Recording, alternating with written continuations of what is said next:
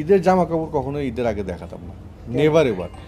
ওইটা আলমারির এমন জায়গায় ভাঁজ করে লুকিয়ে রাখতাম যে না এটা কেউ খুঁজে না পায়। ছোটোবেলায় ঈদের আনন্দটা ছিল কি, সালামিটা সকালবেলা একদম নামাজ পড়েই ধামধাম করে সালামি নিতাম শুধুমাত্র। দেখা গেলো সর্বসাকুল্যে 50 টাকা 60 টাকা হতো সবার কাছ থেকে সালামি নিয়ে। কেউ 5 টাকা দিত, কেউ 2 টাকা দিত, কেউ 10 টাকা দিত। হাইস্ট কত? হাইস্ট আমার খেয়াল আছে, এক ভদ্রলোক ফরেনার আর কি, ওনার রাত্রের দিকে ওনাকে সালাম করলাম, জীবনে প্রথম 100 টাকা দিয়েছিল। এবং আমি ওই 100 টাকা পেয়ে আমি নিজে অবাক হয়ে গেছিলাম, 100 টাকার নোট এরকম, এবং 100 টাকাটা আমার। হ্যাঁ, এই 100 টাকাটা আমার, এই মালিক আমি 100 টাকার। এইটা ভেবে মনে হয় 2-3 রাত ঘুমাই নাই আমি। হ্যাঁ, যে 100 টাকার মালিক আমি, বিশাল ব্যাপার। কারণ তখন হয়তো 3-4 মাস ব্যাংকে জমানোর পর ব্যাংক ভেঙে পেয়েছি 33 টাকা 32 টাকা, 3-4 মাসে জমানো। এইটা আমার হাইস্ট পাওয়া 100 টাকা। আর তখন সালামি পেয়েই না চলে যেতাম বিভিন্ন জায়গায়। হয়তো খুলনার সবচেয়ে বেস্ট ফালুদার দোকানে ফালুদা খেতে যেতাম, চটপটি খেতে যেতাম, এইগুলো বন্ধুদের নিয়ে রিক্সায় করে ঘুরে বেড়াতাম, মোটরসাইকেলে করে ঘুরে বেড়াতাম সারাদিন, এইগুলোই। হ্যাঁ, আর এখন হচ্ছে কি সালামি দেওয়ার একটা আনন্দ আছে অন্যরকম।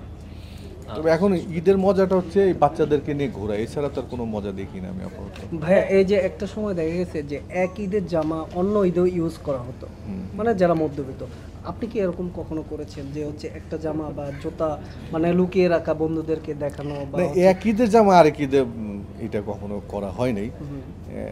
তবে এইটা ছিল যে ঈদের জামা কাপড় কখনো ঈদের আগে দেখাতাম না, নেভার এভার।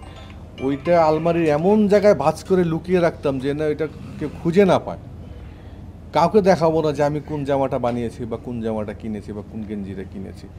নোবডি, ঈদের মানে নামাজ শেষ হওয়ার আগে কাউকে দেখাইতাম না। এইটা একটা মজা ছিল আলাদা। এখন তো দেখা যায় ঈদের ড্রেস কিনে ঈদের আগেও পরে, মানে ওই আনন্দটা না, নতুন জামার যে আনন্দ, ওইটা এখন আর দেখি না কারোর মধ্যে। সত্যি কথা, আসলে মানুষ এত পাওয়ার আনন্দটা না একদমই নাই মানুষের মধ্যে। শপিং নিয়ে ভাবির কেমন আবদার থাকে আপনার কাছে? বিয়ে করছো? না, এইজন্য এক্সপেরিয়েন্স দিচ্ছি। মানে যদি একটু শেয়ার করতেন সিঙ্গেলদের জন্য, বিশেষ করে সিঙ্গেল যারা এক্সপেরিয়েন্স হচ্ছে ভাইয়া, আপনি একটু দেন।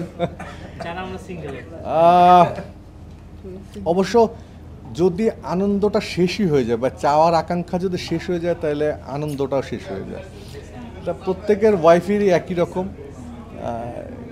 যেটা দিবেন ওটার চেয়ে আরও বেটার কিছু হয়তো থাকতে পারে, এটা থাকা ভালো। এমন জায়গায় ফেলে রাখলেন যে ভাই বিয়ে করলে পর না করলে করিস না। এটা থাকা ভালো, মানে যে আরও বেটার কিছু যদি পাওয়া যায়, খারাপ কি?